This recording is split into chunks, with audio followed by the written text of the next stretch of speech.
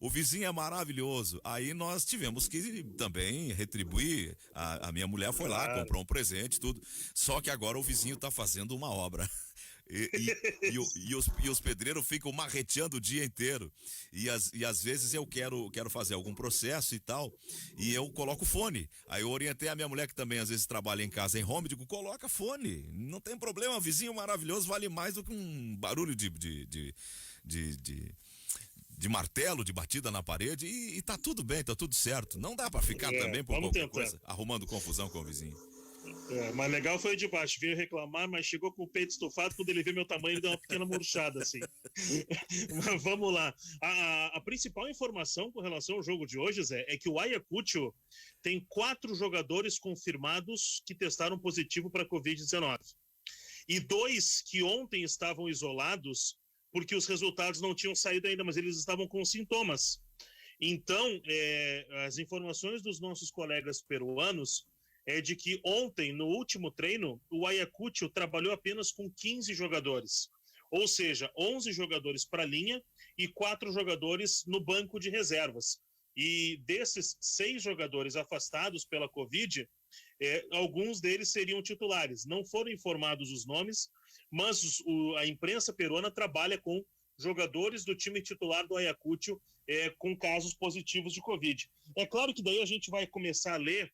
Eu acompanhei no jornal a Tribuna Deportiva do Peru, eu acho que é esse o nome do jornal, e os comentários, é claro, culpando os brasileiros, dizendo que foi só o Ayacucho vir para o Brasil que os jogadores acabaram pegando. É claro que, ao mesmo tempo,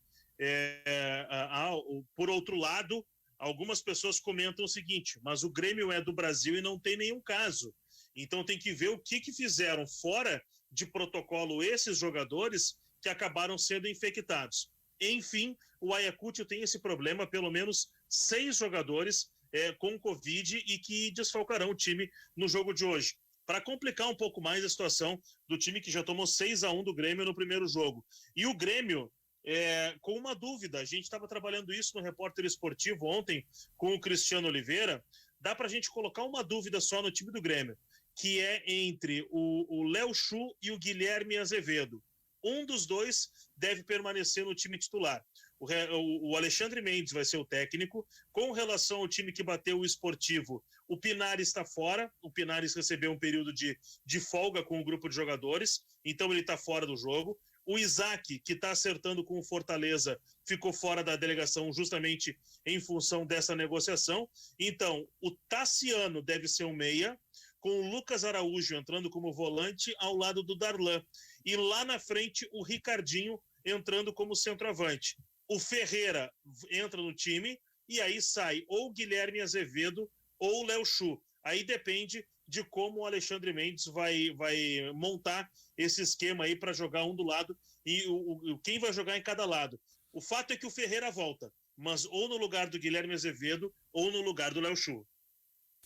O que os nossos comentaristas acham mais adequado? Tirar o Guilherme Azevedo ou tirar o Léo Chu? Bom, eu começaria o jogo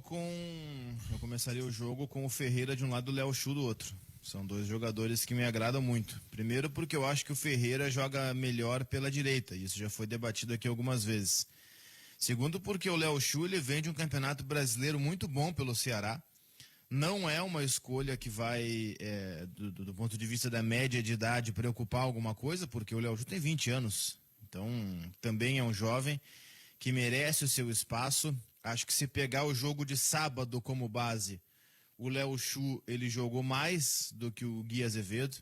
Gui Azevedo um pouco travado, um pouco burocrático em alguns momentos. Ele tem muita qualidade de drible, mas ele tá mais travado, parece que tá com medo de mostrar esse futebol, o que é natural de quem tá chegando ao profissional. Acho que o Léo Chu pela esquerda rende mais e o Ferreira pela direita rende mais. Então eu começaria com essa combinação. O Léo Chu no time com o Ferreira e o Gui Azevedo no banco de reservas. Guimarães? Eu, da mesma forma. Acho que o Ferreira é um cara que rende mais pela direita e acho que o Léo Chu tem que receber sequência jogando pela esquerda. E se o Léo Chu confirmar, não sei se o Ferreira não rende mais que o Alisson pela direita E o Léo Chu não pode ser um jogador aí Não tenho a dúvida encontrar uma titularidade pela esquerda se ele repetir. Ele foi o terror de um monte de lateral direito nesse Campeonato Brasileiro, tá? Teve um jogo Ceará e Palmeiras, que ele acabou com o Palmeiras. Desculpa, Ceará e São Paulo. Que ele acabou com o São Paulo. Ele jogou muito bem pelo lado esquerdo. Ele é um jogador atrevido, né? O Léo Chu. Eu acho que para hoje, assim, de novo o parâmetro baixa. O Ayacucho é um time muito, muito débil, muito fraco. E sem um monte de jogador é pior ainda, né? Porque, pô, o cara que é titular do Ayacucho já é fraco. Imagina o reserva, imagina não tendo jogador. Então, é uma coisa que os próprios jogadores não devem acreditar, vão entrar em campo ali para defesa da honra. Eu acho que essa dupla é uma dupla que eu gosto pela característica que eu vejo hoje de um ponteiro, sabe?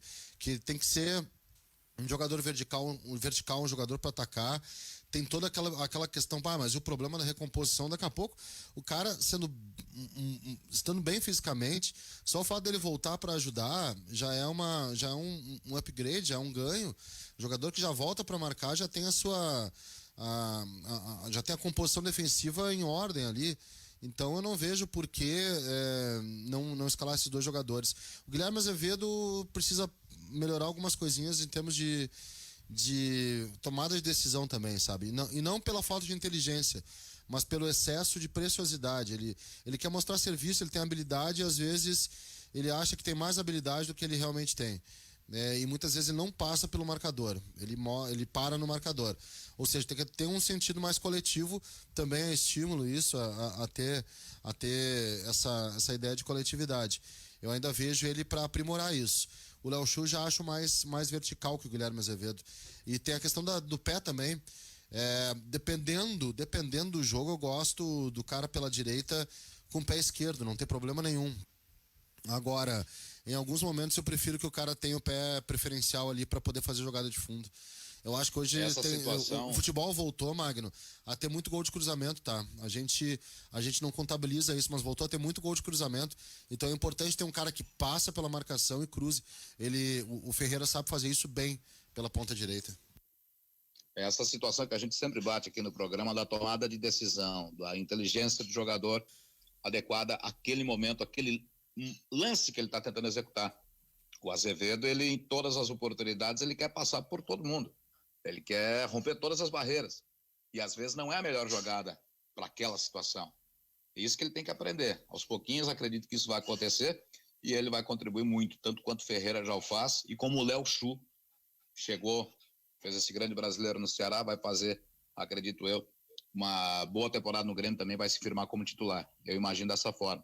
Então o Azevedo ele tem que aprimorar essa questão de não tentar passar por todo mundo todas as vezes que pega a bola, né? O ouvinte faz uma Eu acho o seguinte, bom dia para vocês. Vai, Ores. Tudo. Bom dia para vocês, bom dia para todos os amigos. É o seguinte, eu acredito que o Ferreirinha tem que jogar no lugar desse ou daquele, mas eu prefiro o Ferreirinha pelo lado direito e o Chu pelo lado esquerdo. O Ricardinho, que vai estar de centroavante hoje, eu acho que ele vai ser muito bem municiado. E o jogo propicia tranquilidade, facilidade para o Grêmio, porque além do 6-1, os jogadores vão entrar tranquilos, eles não vão entrar obrigados a fazer um resultado. Eles já têm o resultado para si e ainda vão encontrar um adversário até mais fraco do que aquele que jogou aqui em Porto Alegre. Portanto, eu acho que o Ferreirinha pela direita e o Chu pela esquerda, eu acho que esse seria o Grêmio ideal para o jogo de hoje. Talvez nem para o jogo de hoje, talvez imaginando aí um primeiro semestre de futebol brasileiro. Eu vou até além, eu acho que não é só do jogo de hoje, não. É claro que pela esquerda, o primeiro semestre, o Grêmio ainda tem o PP. Mas o PP é um jogador que vai ficar algumas semanas mais aí afastado. Ele não vai ter uma volta assim para daqui 2-3 dias. Então, enquanto o PP não volta, e quando ele voltar, ele tem que jogar mais do que vinha jogando. Isso também é importante que se diga. Mas enquanto o PP não volta... Eu já nem conto mais com ele, viu, Oliveira? Enquanto o PP não volta, eu não vejo...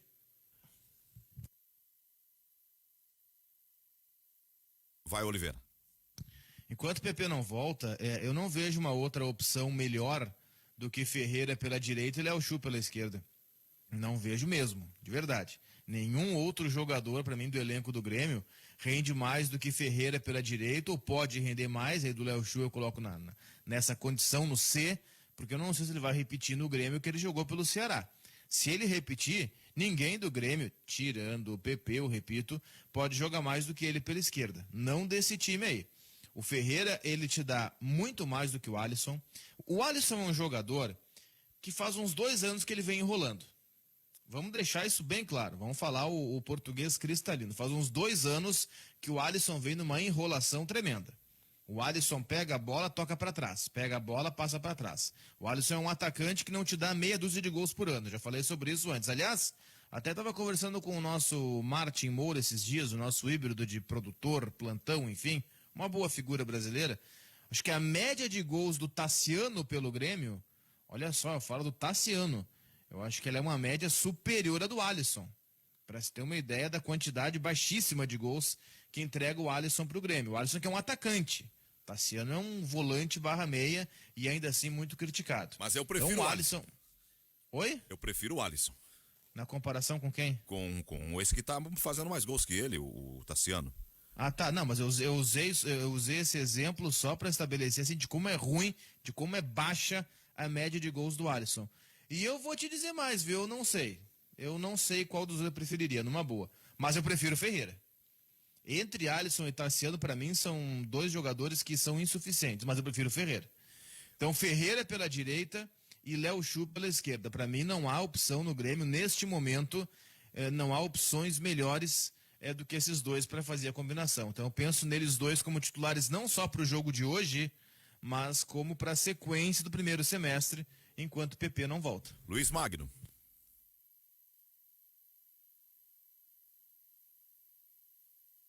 Perdemos o Magno?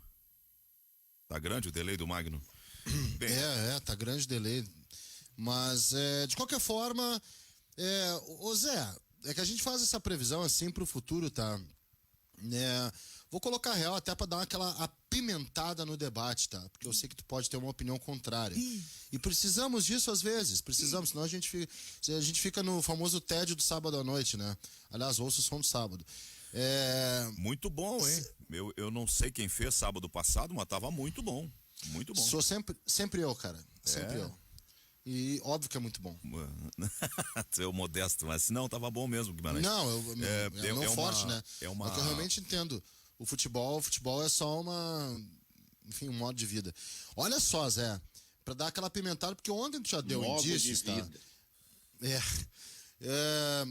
Ontem tu já deu indícios, tá? Tô apimentando porque eu acho que é necessário, porque realmente me chamou a atenção ontem, quando houve uma tentativa de valorizar o Ayacucho e valorizar o confronto. E espero que... Não era nesse sentido, Guimarães. Espero que fique no plano da... Já tô te colocando antes, que é no plano da divergência para gerar um debate, tá? Não leva isso pra ti, nem pro lado pessoal. E eu entendo o seguinte, Zé, agora falando sério como comentarista do jogo. Cara, eu vi o jogo lá, eu comentei o jogo. Zé, tem coisas que são... coisas que eu não vejo no futebol profissional, Zé. A linha de marcação, o jeito que eles marcam, porque quando o time é ruim e se condiciona a marcar, cara, tu vai ver assim, retirada de espaço, tu vai ver marcação, pressão direitinho, tu vai ver os caras mordendo. Eu não vi isso. O Grêmio faz gol com linha de passe na pequena área, o Diego Souza faz 2 gols passando pelos caras como se fossem o Pfeiffer tava no jogo também, passa pelos caras, o Magno também, como se fossem crianças. Os 2 gols do Diego Souza, eles param, os jogadores param para ver o Diego Souza desfilar. Tem o outro gol, que é o gol do David Braz, o Magno, que é linha de passe na pequena área. Isso não... E foi normal isso. Foi normal, com todo respeito, mas a gente está debatendo coisas para o futuro, não para hoje. A gente tem essa discussão, talvez, de Ferreira Alisson. Tassiano, eu acho que é uma carta que ninguém vai apostar para ser titular. Na esquerda, tem a questão, PP, será que volta? Será que o Ferreira não vai na esquerda pro Alisson ser mantido na direita? Isso aí para futuro, para hoje, tem que fazer muita força para perder por 1-0. Agora imagina 5. aí é de propósito, aí é desconfiança, Magno. Depois do Magno eu falo. Vamos lá, Magno. O negócio é o seguinte, eu acho que foi o 6º gol aquele que o Diego Souza driblou e tocou no canto, que foi logo após aquele lance do Tassiano, né? Mas enfim, foi um 5º ou 6º gol, agora não me recordo realmente. Me lembrou aquele lance, uma imagem de uns 15, 16 anos atrás, que Jorge Cajuru passou em seu programa na época, na televisão, de ele num churrasco com veteranos, com amigos, dentre os quais Sócrates, Brasileiro, Sampaio de Oliveira. Sócrates estava com um copo de cerveja na mão. Jorge Cajuru tentava tirar a bola dele. E Sócrates, com o copo de cerveja na mão, driblou Cajuru umas 53 vezes, mais ou menos. E deu um toque para o lado. Foi o que Diego Souza fez com a defesa do Ayacucho aquele dia. Se o Diego Souza, que já tem uma idade, já não tem mais a mesma explosão, a mesma velocidade, e já era uma situação de final de jogo, fez aquilo, eu imagino que o Ferreira e que o Léo Chu podem fazer hoje de noite. A nossa discussão ontem era em cima de acho que do Oliveira, fala, não sei se do Oliveira ou do Carlos, mas enfim, quer me parecer que fosse do Oliveira, no sentido de fazer uma crítica ao Renato, e eu disse assim, mas levar os meninos para jogar uma partida de Libertadores na altitude, na casa do adversário, é uma confirmação de uma mudança. É uma confirmação de uma nova prática. Nós não temos referenciais na história do Grêmio de num jogo de mata-mata, na chamada partida da volta, o Grêmio entrar com os guris da base. Então, era nesse sentido que eu defendia a ideia do Renato. Agora não é o Oliveira. O público, tem parte do público, inclusive torcedores do Grêmio, que tem desenvolvido um sentimento assim de desconfiança, quando não até de certa má vontade com o Renato. Os caras estão dando um pau no Renato porque ele ganhou 10 dias de férias. Quase todo mundo, nesses tempos de pandemia, adaptou os calendários dos seus trabalhadores e arranjou lá 10 dias de férias para o narrador, para o repórter, para o comentarista, os jogadores. Os caras do Inter tiveram 10 dias agora, os caras do Grêmio 10 dias também. O presidente deu 10 dias para o Renato. Mas isso não tem se falado, pau no Renato. Eu digo, eu sou muito crítico do Renato, mas eu acho que o Renato mudou um pouco. O discurso dele no pós-jogo do final de semana contra o Esportivo, que ele foi a Bento, estava lá, dedicado e tudo, foi um discurso que falava o tempo todo. Eu conversei com o presidente e com o Amodeu. Antes ele dizia, eu falo com o presidente, eu já encaminhei para o presidente.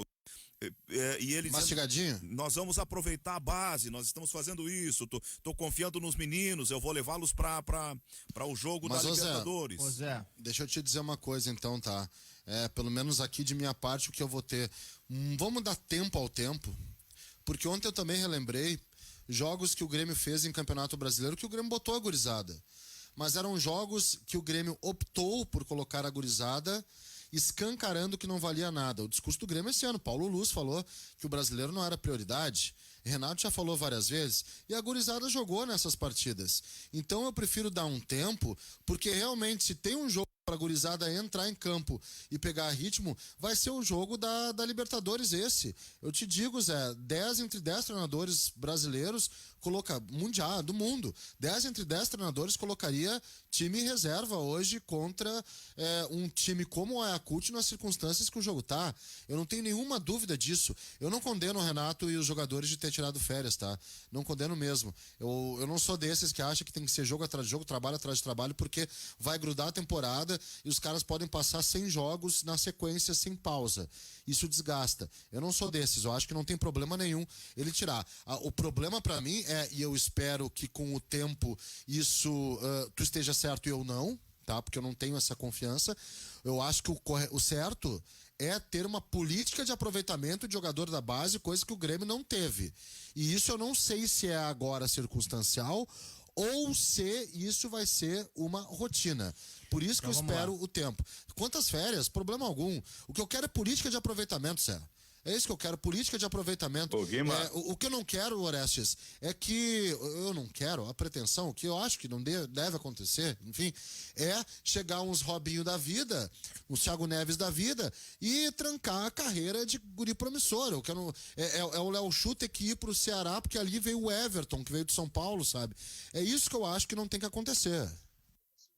Se o Grêmio tivesse vencido o jogo por 3-0, não por 6-1, 3-0 já, inclusive, dá para manter essa gurizada que o Grêmio resolveria o caso. Você não acha? Eu não acho, mas os outros, cada um tem a sua É. opinião. Tu vai jogar Eu na acho que altitude sim. com 3-0 só com meninos? Mas tu viu o time, Se o Zé? Grêmio Vai, tivesse o vencido adversário por é o Yakut. 3-0, se o Grêmio tivesse vencido por 3-0, com o Yakut jogando o que jogou, seria algo de a gente debater o que estava de errado no Grêmio. Mas tu com 3-0 e tu perde, tu toma uma virada, cai até o presidente do clube. É uma irresponsabilidade. Mas não tem como, Zé. O time é muito fraco. A Não, gente nós estamos falando de 6, mas 3-0. Nós estamos falando do adversário. Se o Grêmio, pro Grêmio perder por 1-0, já é pra mim uma coisa pra, liga sinal de alerta, vamos conversar, porque tem que fazer muita força, mas muita força. O Grêmio fez muita força pra tomar um gol. O Grêmio jogou mal contra o Yakut, tá? Vamos falar a real aqui. O Grêmio jogou mal contra o Yakut. O Grêmio tomou um gol e perdeu uns outros 5. O Magno é algo impressionante. O Ayacucho pra baixo é impressionante. É algo que eu nunca tinha visto numa Libertadores. Tô falando bem sério, viu? O gol do Yakut só saiu porque o Vanderlei socou a bola no pé do cara que chutou. Senão não sairia. Foi um erro do Grêmio o gol do Yakut. Sobre as Exato. questões ali do Renato, que o Zé propôs, eu não acho que eu não lembro o termo que o Zé usou, mas que enfim, que como se as redes sociais tivessem, não foi perseguindo o Renato, mas foi um termo Má nesse vontade, sentido. má vontade. Má vontade. Eu acho que é justamente o contrário. Eu acho que se tem uma boa vontade com o Renato, que é um negócio assim que beira o doentio.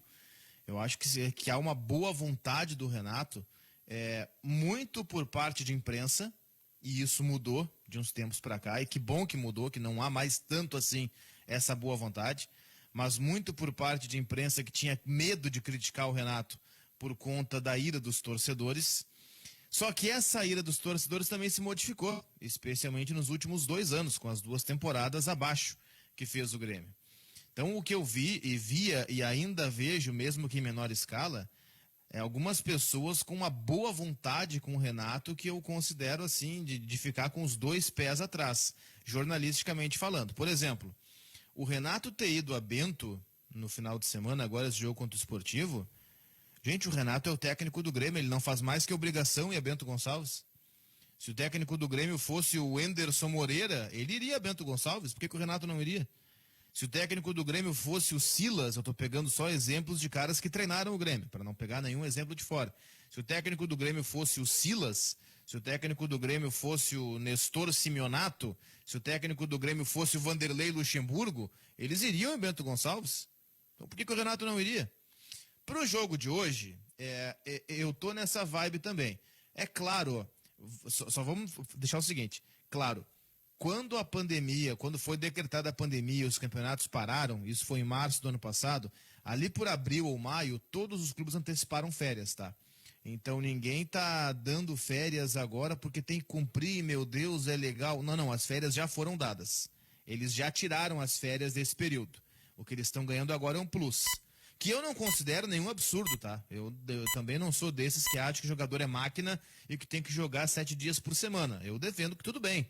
Então, foi um calendário atípico para todo mundo, 1 semana, 10 dias para descansar a cabeça. Poxa, mais do que justo, tomara que todos voltem melhor. E se tem um jogo pro Renato ficar fora, ok, é o de hoje mesmo, que convenhamos, embora seja uma Libertadores, não vale nada para efeitos assim de observação técnica, porque o adversário é muito fraco. Eu vou lembrar que o Grêmio já preservou jogadores numa Libertadores. 2017, contra o Guarani do Paraguai, o Grêmio mandou em campo um time totalmente reserva, porque queria reverter uma situação contra o Novo Hamburgo no Campeonato Gaúcho 3 dias depois. Até acabou não conseguindo reverter, mas ganhou aquele jogo no Paraguai, diga-se de passagem. Contra um adversário profissional, contra um adversário até certo ponto tradicional. Ele não é um Cerro, não é um Olímpia, mas é tradicional no Paraguai e o Guarani. O Ayacucho, que não tem nenhuma tradição no futebol peruano, que era o antigo Intigas, que também já não tinha grande tradição, é uma equipe que a gente viu aqui na Arena semi-amadora. É uma equipe semi-amadora, os caras não conseguem trocar 3 passes. Eu não sou um grande fã daquelas coisas de que, tal time no campeonato estadual não teria espaço. Mas o Ayacucho, de fato, gente, ele não joga gauchão. é um time muito Liberar. ruim. É um time horroroso, Magno.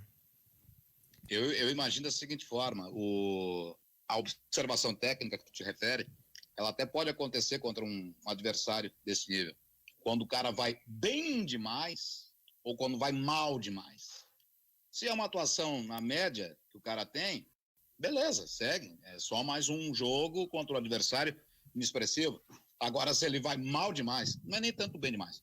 Vou refazer. Se o cara vai mal demais contra um time desse, muito errado está o futebol desse jogador ou a função que ele está exercendo. O caso do Vanderlei. Tem que se pensar muito bem. É o caso do Vanderlei, foi o caso do próprio Paulo Miranda com os erros que teve no jogo. Esses exemplos aí que a gente tem que se apegar. O cara que vai mal demais contra um adversário fraquíssimo. Pra que serve o jogo de hoje? Tu vai colocar essa gurizada pra jogar, e aí, querendo ou não, mesmo que o adversário seja horroroso, eles vão ter lá, cada um deles, no seu currículo, um jogo oficial de Libertadores, um jogo valendo por Libertadores, que eles vão começar como titular. E querendo ou não, tu dá para esse pessoal uma experiência de altitude, que daqui a pouco é algo que eles vão enfrentar daqui para frente nas suas carreiras. Daqui a pouco vai chegar até mesmo mais para frente dessa Libertadores ou no outro ano, poxa, altitude. Essa gurizada vai dizer, não, eu já joguei na altitude, eu sei como é que é. Então tu vai dando essa vivência, o jogo de hoje serve para isso. São 11h32 da manhã, nós estamos com o Ganhando o Jogo pela Guaíba. Vamos fazer um intervalo rapidinho, nós vamos voltar para continuar debatendo o Grêmio na Copa Libertadores, as coisas do futebol. Alexandre, para exemplificar, para ilustrar um pouco que há uma parcela que tem uma corda um pouco esticada, uma relação um pouco tensionada com o Renato, e eu falo assim de uma certa má vontade. O Alexandre diz, o Renato ficou 4 meses ano passado no Rio recebendo do Grêmio. Mas o presidente da Petrobras está há 1 ano em casa, em home office. E está recebendo do povo brasileiro, está recebendo dos cofres da Petrobras. A pandemia levou a que muitas pessoas ficassem isoladas em casa. Não por culpa delas, não por um diletantismo, por uma vontade de ficar se deleitando, curtindo piscina em casa, não, porque tinham que se isolar. O Renato, lembremos, 2 vezes teve que operar o coração, ele é grupo de risco. E ainda assim ele agora está trabalhando e está enfrentando o risco, porque tem contaminação, a toda hora tem jogador com teste positivo. Então não dá para ser muito exagerado às vezes na crítica. Eu posso criticar, errou na troca do jogador, errou na escolha do modelo de jogo, avaliou mal o adversário e tal, mas não dá para levar para o lado, ir além da análise da figura, do trabalho, para ir para a figura do ser humano. Cada um tem uma vida. É que talvez aí, não sei se é a ideia do ouvinte, é que mesmo sendo grupo de risco, tendo essas cirurgias cardíacas que tu tá lembrando aí, Zé, o Renato volta e meia aparecia na praia jogando futebol, né? Sim. Isso é o que acabou pesando naquele momento. Ele ter ficado em isolamento, ou em tese em isolamento, era o correto naquele momento, justamente por ele ser uma pessoa já com um grupo de risco. Perfeito? O problema foi o Renato ter dado aquelas escapadinhas dele pra praia jogar futebol, né? Isso é que acabou manchando um pouco aquela situação. Josué Porto é meio desconfiado, ele diz assim também. Bom dia, o que faz os senhores acreditarem que o Ayacucho vai jogar o mesmo jeito que jogou, ou pior do que jogou aqui em Porto Alegre? O técnico dos peruanos disse que muita coisa tem que melhorar no time e certamente vai fazer mudanças. É que agora nós temos uma realidade nova, vários casos de contaminação com o corona e ele perdendo jogadores que são titulares. Então a tendência é o time piorar. É que os jogadores são fracos, gente. Pode dar, o treinador pode tentar mudar alguma coisa, pode tentar fazer alguma coisa diferente, mas os jogadores são muito limitados, muito, muito fracos. Enfim, dá pena, eu tenho que dizer o que eu acho pena. também, né? Não tem como acrescentar coisas. Primeiro que é um resultado de 6-1, né? Foi reconhecido pelo Renato, foi reconhecido pelo treinador, o próprio Renato disse, sim, o adversário abaixo, ele falou, adversário mais abaixo daquilo que a gente está acostumado a jogar, mas eu acho que mesmo com a fragilidade do adversário, nós respeitamos, o importante é respeitar. Ele falou exatamente isso, foi reconhecido amplamente, Diego Souza reconheceu, ninguém entrou e disse, vai ser um jogo pegou difícil. Ele, Guimarães, pedindo, faz mais um gol, tem que fazer mais um. Exato. Isso é respeitar o adversário. Tá certo, Renato? Isso é respeitar o adversário. Tu tem que tocar ao máximo, é respeito, não adianta, não existe pena nessa hora, infelizmente. Se entregaram, a tabela entregou um confronto desigual, o maior respeito é tu encarar, fazer o resultado no final do jogo, cumprimentar os jogadores, acabou o jogo, beleza, né? Valeu, um abraço, parabéns pelo profissionalismo, é isso? Isso é espírito esportivo. Espírito esportivo não é fazer 2-3-0 e parar. Espírito esportivo é fazer o máximo que puder e no final cumprimentar os caras. Joguei com profissionalismo até o final. E do mesmo jeito que o técnico imagina que tem coisa a melhorar no time, eu também. Todos os dias acho que eu tenho que emagrecer, segurar a onda. E ontem de noite meti 3 pratadas de feijão com massa, alho e óleo. Espetáculo. Também acho que tem que emagrecer, mas não muda. Não vai mudar o glorioso Ayacucho também. Como é que é, Isso é notável. Massa, alho e óleo é uma coisa boa. Tipo. Admirável. Não, e depois eu eu passo a receita. Ficou um espetáculo. Aprovado por Cláudio e Luizinho. Não, que adianta receitas, tu põe tudo dentro do prato, tu mistura, faz uma maçaroca única e come aquilo. Até o segundo, Orestes, o segundo narrador que come mais feio é o Magno. Primeiro, o segundo que come mais feio. É o segundo, tu come muito feio, Magno. E o primeiro? O que come mais feio, é aquele nosso... O primeiro eu sei quem é. Tu sabe que é o primeiro, né? Ele falou comigo ontem, ele falou comigo, ele é uma figura maravilhosa. Eu adoro ele, mas come muito feio. E o segundo é o Magno. O Magno come feio. Já que abrimos a sessão gourmet, eu vou fazer um intervalo, mas ontem eu não quis falar no ar. Eu estou aqui fazendo o programa e a minha mulher me mandou uma foto e disse, tá pronto. Eu digo, vou para casa. Deixei o escritório e fui para casa. Ela tinha feito com o churrasco do domingo um carreteiro, cara. Aí. Tu não come feio. Tu come rápido. Sou ansioso, né? Mas aí. Tu come rápido. Aí o que acontece? Sabe aquele carreteiro do churrasco que ficou? É uma loucura. Espetáculo, Aí então eu fui pra casa e como o Magno tá dizendo que comeu 3, eu não cheguei a 3, mas eu repeti 2 pratos. Bem Mas é melhor ainda quando tu dois. pega. É melhor ainda quando tu pega a carne do churrasco, bota na panela de ferro, cobre com cebola e com tomate, e aí deixa o arroz separado. Tu vai ver que espetáculo fica a carne do churrasco na panela de ferro, só com cebola e tomate, sem ser carreteiro. Fica melhor ainda. Perfeito. É uma sugestão válida. Ontem à noite, a minha excelentíssima, ela já preparou o almoço de hoje, tal, porque hoje não teria tempo. Então eu tô aqui na sala, em home office, mas já sabendo que na cozinha, Zé Aldo, tem um arroz, um guisadinho extraordinário e um aipim com farofa, que é uma coisa maravilhosa. Isso é bom. Isso é bom. Isso também Mas enfim, aí né? na rádio... Isso também é aí na admirável. rádio tinha um cara, um colega nosso aí na rádio, o Rodrigo Có, e ele comia tão rápido, mas tão rápido, que o apelido dele entre nós era Britadeira. O Zé come rápido, mas o vizinho do Orestes, Pfeiffer. Não era o Sete Boia. Não, o Sete Boia não. O Sete Boia enchia o bolso de geleia quando saía do restaurante do café da manhã. A gente ficava meio Meu Deus! Orestes, escuta essa, Orestes, que eu sei que tu vai gostar, que tu vai lembrar. A diferença entre o Magno e o nosso amigo aquele é a seguinte: o Magno, ele come, ele bota pra dentro, assim, rápido, dá umas estaladas na boca de vez em quando, assim, ó, que me irrita. Dá uma estalada, mas ele pega a comida e mistura, fazendo uma massa única, um bloco único, não diferenciando o que é alface e o que é, sei lá, batata frita. Ele mistura tudo e depois Que é o vai correto, tudo... diga-se de passagem. O quê? Fazer isso aí, tipo, vai tudo pro mesmo lugar. Peraí, tu não sente o gosto das coisas? Vai tudo pro mesmo lugar, Como mas... não? Eu só quero no dizer uma paladar, situação. então. Eu preciso me manifestar. Vai pro mesmo lugar, mas tu tem que sentir o gosto das coisas. Batata frita com alface, não, é uma demasia. Agora, misturar o arroz e feijão, por exemplo, qual é o problema? Não, arroz e feijão sim. Arroz e feijão é obrigatório que seja misturado. O problema é alface, batata frita, arroz, feijão, massa, sei lá, cenoura Primeiro que tu não e... pode misturar massa com arroz, tá errado. Mas acontece isso. Deixa eu terminar pra te botar Termina a diferença. que você vai ter que ouvir na sequência. E aí vem a alegação de que vai tudo pro mesmo buraco, né? Que, na verdade, tem que sentir o gosto das coisas. Mas Orestes é diferente do nosso amigo aquele.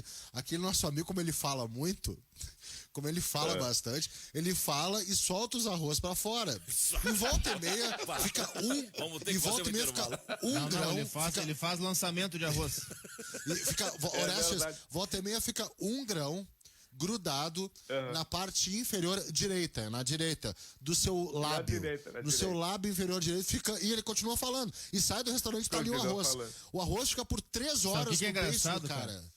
O engraçado é que ele nem terminou de mastigar e ele começa a tomar guaraná e aí ele bota aquele copo na boca e não sai o arroz. Não sai o arroz, fica ali o dia inteiro. Eu já tive essa experiência. Bem, vamos pro intervalo, gente. Ô Zé, eu preciso manifestar nesse intervalo, porque eu fui açoitado agora por Carlos Guimarães. Eu quero dizer o seguinte, é preferível almoçar com tranquilidade o seu arroz com feijão misturado, a sua massa com feijão misturado, porque arroz não se come com massa, e isso eu fecho em absoluto com o Cristiano Oliveira. Agora, pior do que qualquer uma das situações, exceto a parte do nosso amigo, nosso chegado lá, que come de boca aberta e os arroz ficam voando, eu quero dizer o seguinte, pior do que tudo isso é a compulsão alimentar do senhor Carlos Gustavo. Quando o cidadão está ali na redação, em especial algumas vezes quando estou ali, vou ali na esquina, no cachorro-quente, e pego um ali, o senhor Carlos Gustavo, ele vem para cima do alimento e praticamente coloca os olhos, praticamente não, literalmente ele coloca os olhos em cima da comida, porque ele está desejando aquela comida. Ele tem lascívia pela comida. Até mesmo a batata frita no feijão, que às vezes a gente almoçava, nos momentos em que havia a possibilidade dos restaurantes abertos e uma frequência maior da turma na rádio, ele colocava os olhos em cima da comida. Verdade. A compulsão alimentar. Carlos Guimarães sempre fala dos outros aquilo que ele faz ainda pior. Mas eu não faço uma maçaroca. Nem fico com arroz grudado no beiço, Orestes. Nossa senhora, vamos pro intervalo. Eu acho importante isso, não vou justificar pro ouvinte, mas vou dizer assim, ó. Eu ontem recebi um áudio de um terapeuta, um psicólogo, um psiquiatra, enfim, alguém que tava falando num sentido geral, em sentido amplo. Sugerindo, porque tem muitas clínicas, muitos consultórios em que as pessoas estão desesperadas procurando atendimento técnico de profissionais da área por conta da pandemia. E ele disse o seguinte, entre outras coisas que me marcaram muito: procure evitar as horas e os lugares onde tem muitas pessoas, mas não deixe de ir à rua, saia, dê uma caminhada. E quando for falar com as pessoas, não fale por mensagem de texto ou áudio gravado. Ligue, faça um vídeo, converse diretamente com a pessoa.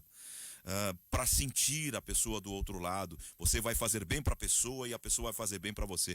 Então, aquela fala daquele profissional da área me deixou muito tocado. O que eu estou querendo dizer? Às vezes a gente brincar um pouquinho, falar do jeito desengonçado do colega comer arroz, não tem nada demais. Nós estamos, assim como os senhores e as senhoras que nos ouvem agora, enfrentando essa coisa dolorosa do distanciamento social, do isolamento de companheiros, do home office, dessa coisa geladona, sem a epiderme, sem a fraternidade, sem a convivência fraterna. Então, às vezes é bom falar um pouco do arroz de carreteiro com o churrasco do domingo, da massa alho e óleo, do jeito desajeitado do colega comer, porque isso é necessário até nesse tempo que vivemos. Vamos fazer um intervalo. Perfeito. Vamos fazer um intervalo agora. 15 vai marcar o sinal para meio-dia e já retomamos o debate das coisas do futebol para aqueles que estão acostumados a acompanhar aqui pela Rádio Guaíba. Lá em Belo Horizonte, o Zaldir é colorado e ele diz assim: mandioca ou aipim com farofa, manda essa receita. Parabéns pelo programa, tá ótimo. Obrigado, Belo Horizonte, pela audiência. Zaldir, um grande abraço. Já voltamos. Retomamos. 11 da manhã com 49 minutos, é o Ganhando o Jogo aqui pela Rádio Guaíba, o programa A Hora Certa sempre para Carrefour. 11h49, Carrefour, todos merecem o melhor. Quero dar 2 recados antes da gente voltar para o debate, para a nossa prosa sobre futebol, essa gostosa conversa dos nossos especialistas da Rádio Guaíba. FTEC Centro Automotivo, troca de óleo, revisão, geometria 3D, ar-condicionado, freios e suspensão. Promoção para os guaibeiros, 15% de desconto para o pagamento à vista. Quer saber o preço da sua revisão? Acesse o site ftecmecanica.com.br, atendimento das 7h30 até às 18 horas, sem fechar ao meio-dia. Sábado das 7h30 às 12, fone 3907-1743, WhatsApp é 98215-2996, na Avenida Cairu, 1447, lá no agradável bairro São João. FTEC Centro Automotivo, excelência em manutenção automotiva. Bem, os ouvintes gostaram das nossas conversas ali antes de sair para o intervalo. Quero agradecer então o carinho dessa massa que é parceira nossa de todos os finais de manhã. Nós estamos falando sobre Grêmio e Ayacucho. Não esgotamos ainda o tema, né, gente? E culinária.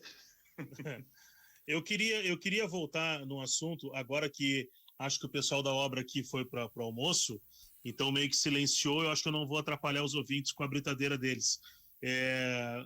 Só em relação às questões, principalmente ao tema Renato, porque como eu tenho trabalhado muito em cima do Twitter, nas informações do Grêmio, eu tenho acompanhado, evidentemente, a repercussão quando sou marcado por torcedores do Grêmio que reagem às informações.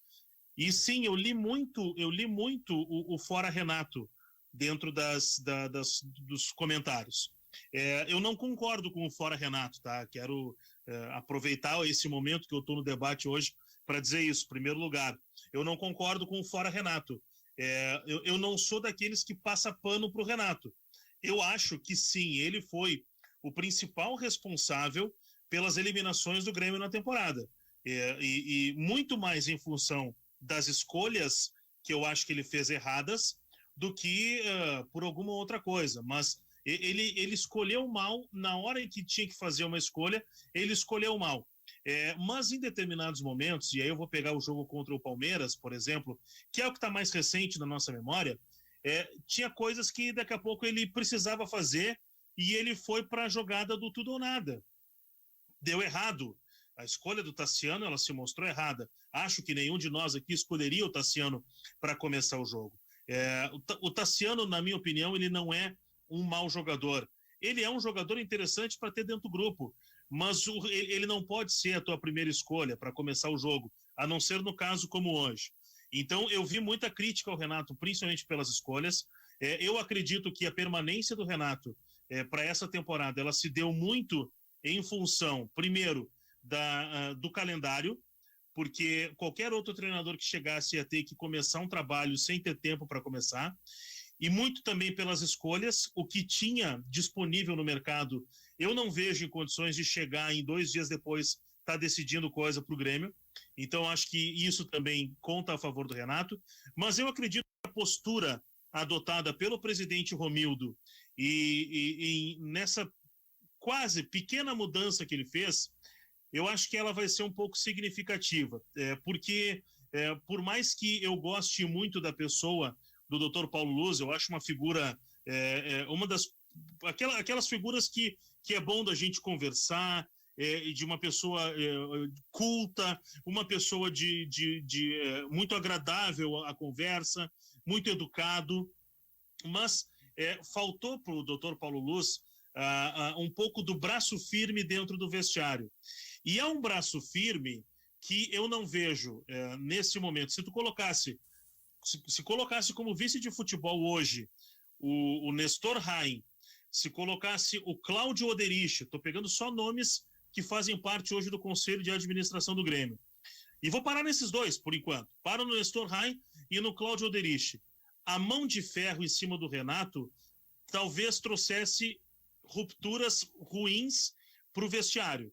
Agora, a figura do Carlos Amodeu, que é um cara que vem se preparando para assumir um cargo de gerente executivo, e a informação é essa, ele está trabalhando, ele conversa, ele tenta se aprimorar, ele tem já a sua experiência como um gerente administrativo do clube, e ele tem trabalhado nas últimas contratações do Grêmio. A colocação do Carlos Amodeu ali ao lado do Renato, ela vai servir, num primeiro momento, para a montagem do elenco. E para evitar que sejam feitas as contratações, por exemplo, aquelas que a gente cita a todo momento e que não deram certo nessa última temporada. Casos do Robinho e do Thiago Neves. As outras contratações, poxa, o Grêmio contratou o lateral esquerdo, aquele que era do Caio Henrique, que por uma questão de uma coisa que aconteceu no futebol europeu lá, que mandaram ele voltar, ele teve que sair. E o Grêmio foi na reposição, foi buscar Diogo Barbosa, que era, querendo ou não, um lateral que tinha sido campeão brasileiro com o Palmeiras. O Grêmio vai buscar no Vitor Ferraz. Mas é outro cara. Esse aqui é inferior àquele, né, Pfeiffer? Não, mas aí é o que tu tem à disposição, né, Zé? A intenção era boa, mas não foi uma reposição à altura. Bom, mas aí é o que tu tem no mercado, é o que tu tem à disposição, é o que tu pode investir. Eu acho que as contratações, elas aconteceram, a minha opinião, pelo menos, é que as contratações erradas, elas se dão no Robinho, no Thiago Neves, e talvez no goleiro. Acho que o Vanderlei foi uma escolha ruim pela idade, pelo que ele vinha apresentando. Mas, enfim, a colocação do Carlos Amodeu ali se dá também por um processo um pouco diferente da escolha dos reforços. O Carlos Amodeu, ele trabalha muito mais com a análise, com um grupo de análise da central de dados digitais. Quando o jogador é indicado, ele conversa, ele analisa, ele trabalha com valor de mercado, porque é ele que tem a chave do cofre. Então, por isso também o Grêmio está demorando para fazer esses primeiros anúncios de contratações, porque o Grêmio vai investir, o Grêmio vai botar dinheiro. E foi o que colocou o Renato. A gente está vendendo, mas na hora de contratar, a gente não contrata. O Grêmio pagou caro pelo Diogo Barbosa, mas o Grêmio não pagou caro pelo Thiago Neves. O Grêmio deu salário alto para ele, é diferente. Mas o Grêmio não pagou caro pelo Thiago Neves, o Grêmio não pagou caro pelo Robinho, o Grêmio não pagou caro pelo Diego Souza, que foi o artilheiro do Brasil na temporada. Então, essa mudança que o Grêmio faz, a colocação do Carlos Amodeu, talvez, para mim, seja o diferencial do Grêmio a partir de agora. Eu vou concordar parcialmente com o Pfeiffer, mas na parte que eu vou discordar profundamente, tá? Eu acho que as contratações do Grêmio foram divididas entre as indicações pela intuição do Renato, e aí eu não estou falando só de temporada 2020, estou falando de outras também. Indicações do Renato e jogadores que foram buscados com um trabalho mais cuidadoso de prospecção. Eu vou citar alguns exemplos, tá? O Caio Henrique foi um exemplo bem citado. Outro, o Orejuela, que eu acho que o Grêmio tinha um bom lateral. Eu continuo achando o Orejuela um bom lateral. Acho que é um jogador útil. Então, acho que dá pra gente dividir isso. O problema é que esse índice de indicações do Renato ainda é muito grande para mim no Grêmio. Não estou falando só desses jogadores que vieram, embora o Everton tenha sido trocado pelo Luciano, mas a gente daí já fala em jogadores que na prévia já se tinha uma ideia. É que contratação é o seguinte, a gente fala depois que o cara não deu certo, né? Porque quando o André chega, por exemplo, todo mundo dizia, esse é um bom jogador, vai render, e não rendeu. Mas outras contratações prévias, elas aconteceram, por exemplo, o Rômulo, volante. Ninguém lembra do Rômulo, jogou no Grêmio. E já era um jogador que não estava indo bem, né? O Thiago Neves a mesma coisa. O Diego Souza talvez seja uma exceção também. Michael Suel. Tem várias indicações do Renato. O Jael é uma indicação que, embora tenha se doado, é um jogador que falta qualidade para ele ser um cara titular do Grêmio, né? Falta essa qualidade. Brocador. O Hernani é uma indicação do Renato. Então essa cota de indicações do Renato é que ela é perigosa. A rigor, nessa cota, o jogador que deu certo foi bastante o Diego Souza e parcialmente o Léo Moura, em algum momento. Eu não me lembro de uma indicação do Renato ter funcionado bem, porque o resto não é indicação do Renato. Funcionou durante um ano e meio, 2. Isso. Cortez no período foi bem. O Renato pediu a contratação. O Renato pediu a contratação do Pedro e o Grêmio não pagou porque achou muito caro pagar $2 milhões no Pedro. Seria um acerto dele, Vamos fazer o intervalo e voltamos em seguida, então, para continuar debatendo as coisas do futebol aqui pela Guaíba no Ganhando o Jogo. Vem aí as notícias do meio-dia do Guaíba Notícias com a Fernanda Bagatini e nós já retornamos. Retomamos pela Guaíba o Ganhando o Jogo ao 12:04. A hora certa é Carrefour, todos merecem o melhor. Carrefour. E o recado da previsão do tempo, que passa sempre pelos intervalos da programação, em nome do Ponto dos Cafés. São deliciosas bebidas quentes ao simples toque de um botão. Variedade de máquinas para atender a todas as necessidades da sua empresa. Marque uma visita pelo 3325.009 e conheça o site pontodoscafés.com.br. Segue bastante legal aqui o volume de participação e de interatividade conosco. Eu fico muito agradecido pela audiência e depois lá pelo 12:30 eu volto a atender as mensagens dos nossos ouvintes. Bom, o Grêmio é 9:30 né, Pfeiffer? 21h30. Isso, 9:30 no horário de Brasília, 7:30 no horário de Quito. O Santos também é nesse horário ou é mais cedo? É o outro brasileiro nessa fase da Copa Libertadores da América. Vamos ver aqui. Eu tô com... Eu não sei, semana passada o Santos foi às 7:30. Às vezes eles fazem um horário separados para poder colocar na programação da TV, né? Esse é jogo da volta com o Deportivo Lara da Venezuela.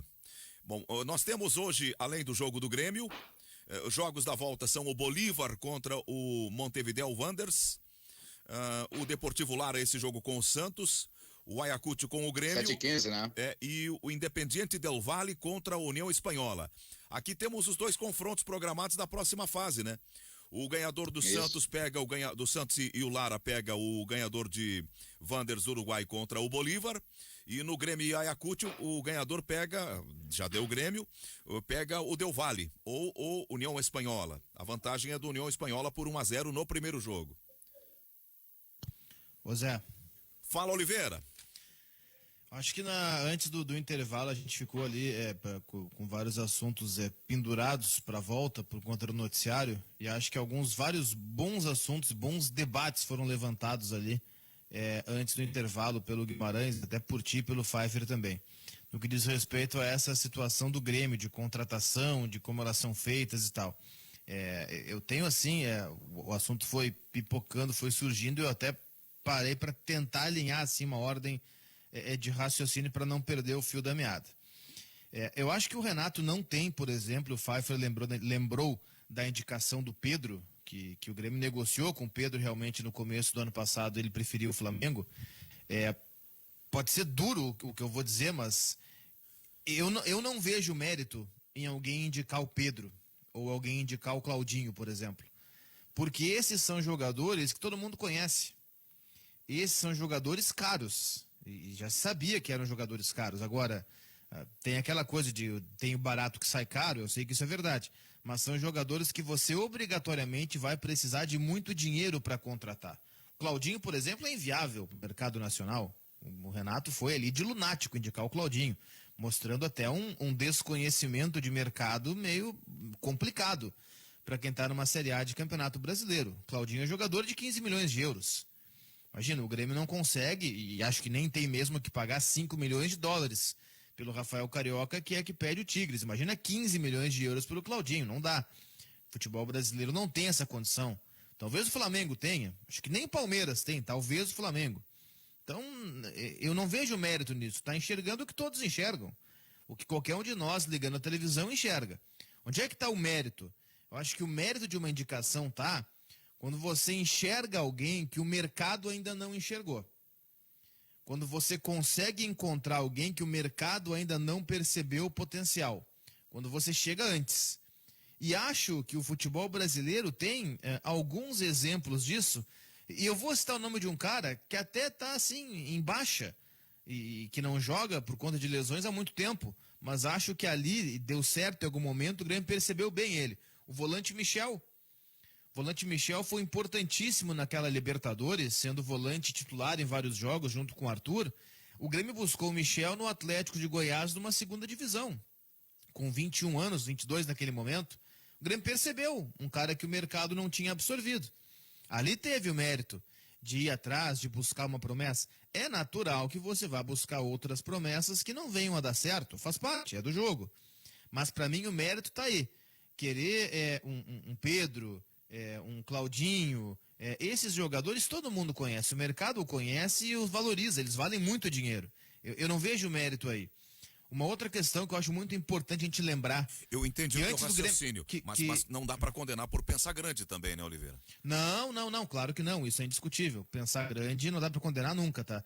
Agora, pensar grande dentro da realidade do clube, né? Nenhum clube do Brasil tem condições de pagar 15 milhões de euros pelo Claudinho, gente. Então, tá, só para deixar claro isso. Outra coisa, quando o Grêmio buscou o Orejuela no Cruzeiro, e eu acho que sim, ele foi uma boa sacada do Grêmio, pegar um clube rebaixado para a segunda divisão, sem condições de manter o jogador, e buscar um jogador de seleção colombiana, um cara com muito potencial, que para mim jogou bem no Grêmio, que foi o Orejuela, ali foi uma boa sacada.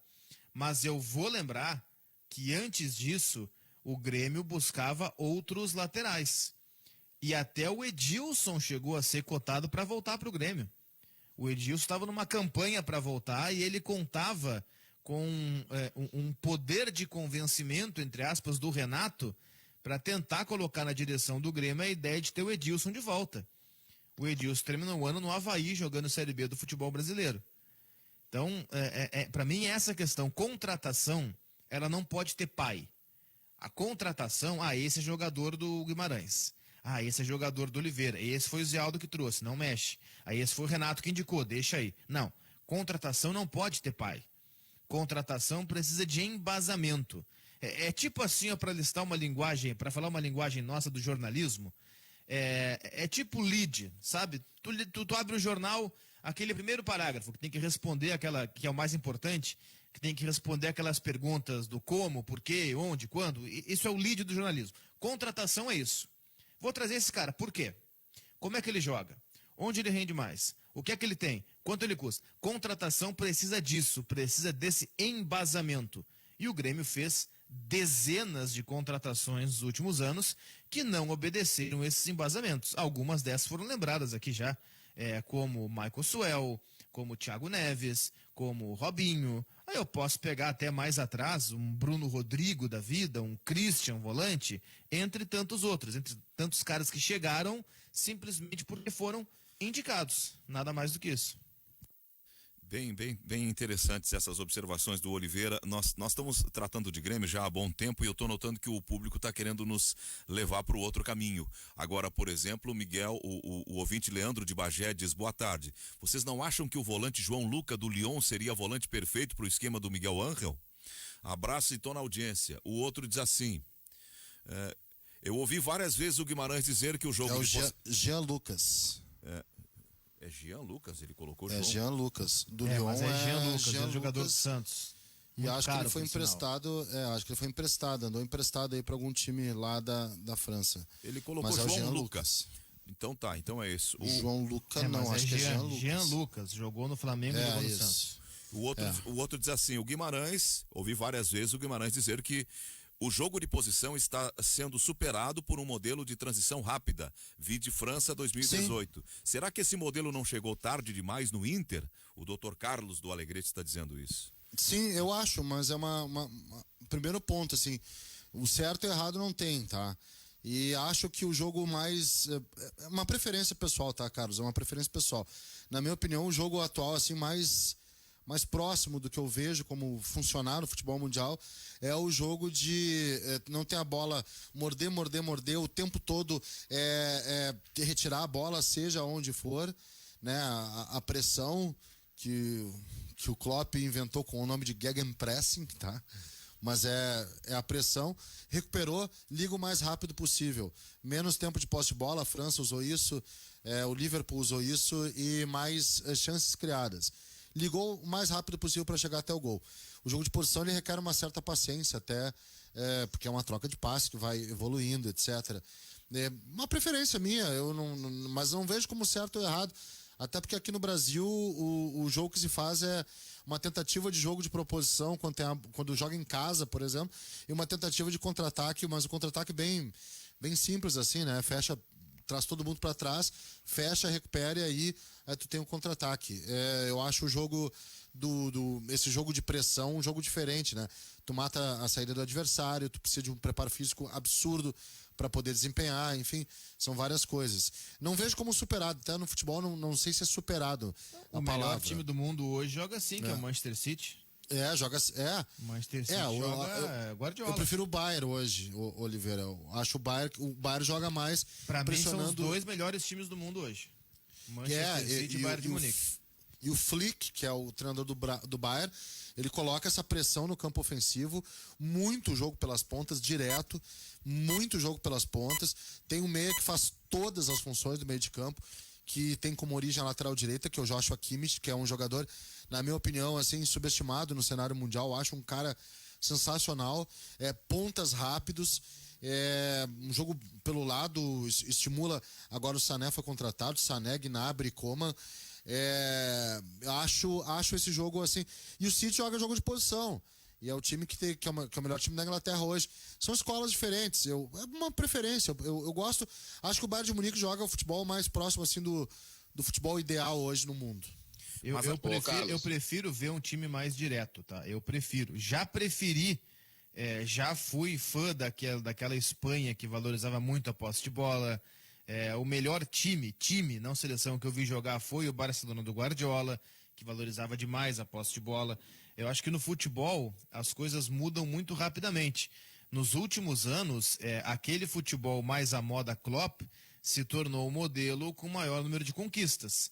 Nessa temporada, o Liverpool faz uma temporada horrorosa na Inglaterra. Ele estava em nono até começar a rodada, agora ficou em sexto, porque ontem ganhou do Wolverhampton. Mas os times que estão jogando o melhor futebol do mundo hoje são Bayern de Munique e Manchester City, são dois times que gostam muito de ter a bola. O City nem se fala, o City é o modelo Guardiola. São dois times que gostam muito de ter a bola, cada um com a sua estratégia, cada um com seu modo de jogar, são times diferentes, mas são times que valorizam demais a posse de bola, especialmente o Manchester City. Não é uma fórmula de sucesso absoluta, não é uma fórmula certeira, mas o futebol ele vai se modificando. O jogo de posição vai se modificando, o jogo mais direto vai se modificando, um tentando lançar um contraveneno para o outro. Só para voltar no Jean Lucas ali, ele tem contrato com o Lyon até o fim da temporada 24 e está emprestado até o fim dessa temporada 21 pro Brest. Está em 14º no Campeonato Francês neste momento. Agora, o Lyon tem ouvinte outros falou, jogadores Carlos, ali para o setor do meio de campo. O ouvinte falou se não chegou tarde aqui. Eu não sei se o nosso delay não tem esse tamanho exatamente. Porque as coisas na Europa, elas chegam depois aqui, e quando a Europa já está num estágio diferente, nós estamos praticando aquilo Sim. que... Então não sei se tem delay nessa chegada. Eu entendi o que ele quis dizer, viu? Eu entendi o que o ouvinte quis dizer, a colocação dele é muito interessante, porque eu acho que chegar tarde ou chegar cedo nem é o caso. Mas é o caso de muita gente no Brasil estar olhando para isso como se fosse uma inovação. Pessoas que simplesmente não estão enxergando uma coisa que acontece no futebol há décadas. O Domenech Torrente fez isso no Flamengo ano passado. E foi aqui no Brasil. Flamengo é um clube brasileiro, foi aqui no Flamengo. Ele tentou executar isso ano passado. Eu lembro que na Copa de 2014, algumas seleções se apresentaram seus times na fase defensiva, na hora da marcação, com linha de 5 defensores. E vou citar duas que até foram longe naquela Copa do Mundo de 14 aqui no Brasil. A Holanda, que chegou até a semifinal e tocou 3 no Brasil no 3º lugar, e a Costa Rica, que para a Costa Rica chegar até as quartas de final de uma Copa não é pouca coisa. E eles conseguiram chegar passando na fase de grupos que tinha Uruguai, Itália e por aí vai. Eles passaram, chegaram até as quartas que eram para a Holanda. São dois times que jogavam com linha de 5 na fase defensiva. Isso foi 2014.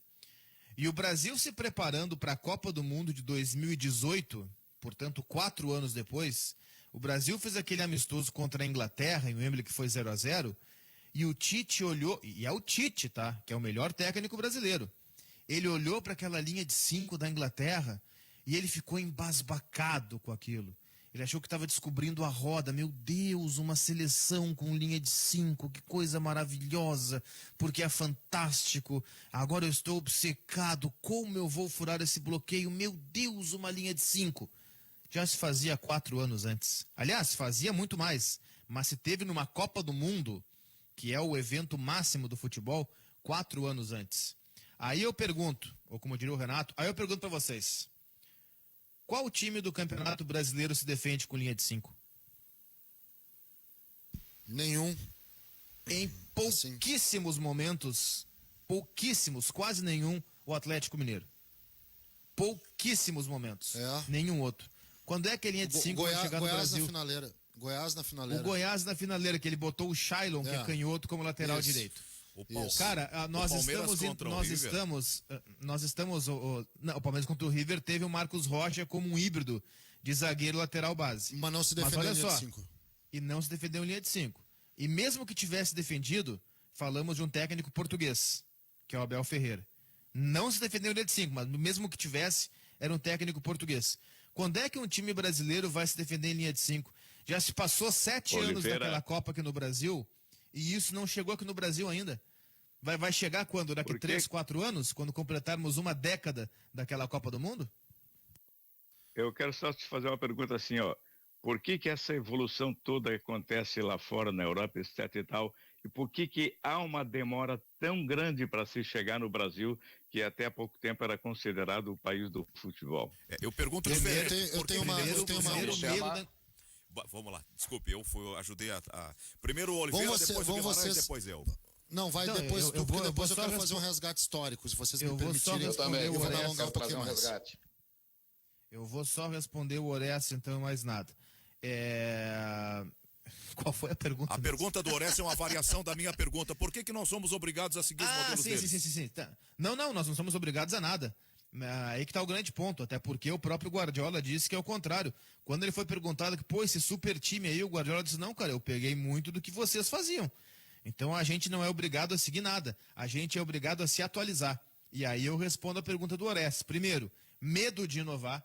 Os técnicos brasileiros têm medo da inovação, e aí talvez porque eles vão tomar porrada da própria imprensa, que é uma imprensa que desconhece muitas das variações táticas do futebol.